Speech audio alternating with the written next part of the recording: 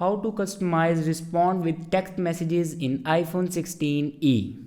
So let's start the video. First of all, open settings.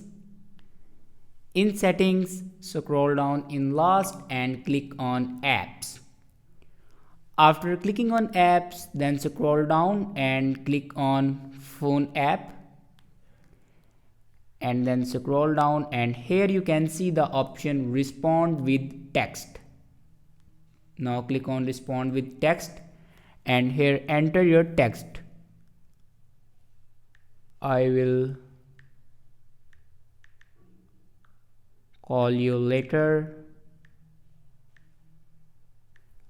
I'm on the way. Can I call you later?